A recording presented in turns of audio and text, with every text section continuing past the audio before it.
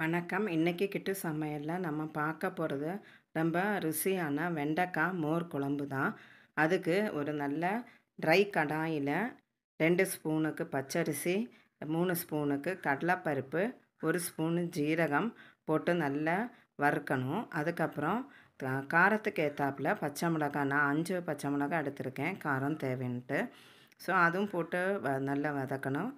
ஒரு சின்ன துண்டு இஞ்சியும் சேர்த்துக்கலாம்.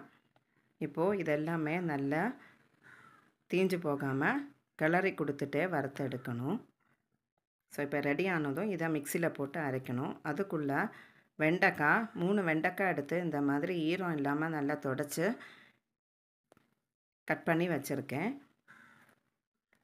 இப்போது அந்த வறுத்து வச்சுருக்கிற கலவை ஆறிடுச்சு. ஸோ அதை மிக்சியில் போட்டு நல்லா நைஸாக அரைச்சாச்சு. அடுத்தது கடாயில் 1 ஸ்பூன் எண்ணெய் விட்டு இந்த வெண்டைக்காவை நல்லா வதக்கி எடுக்கணும். நல்லா வதங்கினதும் அதை மாற்றி வச்சிடலாம். திருப்பி அதே கடாயில் எண்ணெய் விட்டு நம்ம அந்த மோர் குழம்பு பண்ணுறதுக்கு தாளிச்சிடலாம்.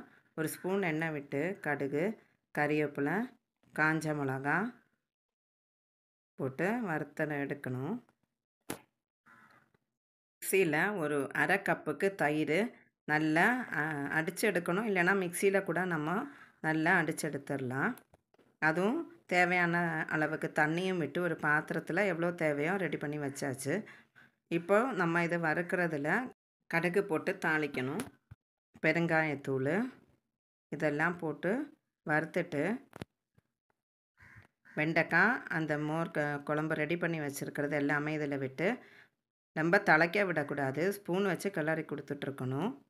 இல்லைன்னா திரிஞ்ச மாதிரி ஆகிடும். ஸோ அதுதான் இதோட மெயின் ப்ராசஸ். இப்போ இந்த வெண்டைக்காவும் போட்டு கிளறி கொடுத்துட்டு கொஞ்சம் உப்பெல்லாம் அதில் சேர்த்து உப்பு ஏறினதும் நம்ம மிக்சியில் போட்டு அரைச்சி வச்சுருந்த அந்த கலவையும் தயிர் கடைஞ்சதும் சேர்ந்த இந்த மிக்ஸையும் அதில் விட்டுறணும். இது கண்டினியூஸாக கிளறி கொடுத்துட்ருக்கணும். ரொம்ப தலைக்க விடக்கூடாது. உப்பு சரியாக இருக்கா பார்த்துக்கோங்க. மஞ்சத்தூளும் ரொம்ப ஜாஸ்தி போடக்கூடாது. இந்த கலர் வந்தால் போதும். ஸோ இப்போது கொஞ்சம் தடிச்சு வர மாதிரி இருக்கும்போது ஆஃப் பண்ணிடலாம். சூடானதுமே ஆஃப் பண்ணிடலாம். தலைக்கணுங்கிற அவசியம் இல்லை. ஸோ இன்றைக்கி இந்த மோர் குழம்பு தான் எங்களோட லஞ்சு.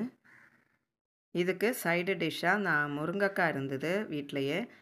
முருங்கைக்கீரை வச்சு பொரியல் பண்ணியிருக்கேன்.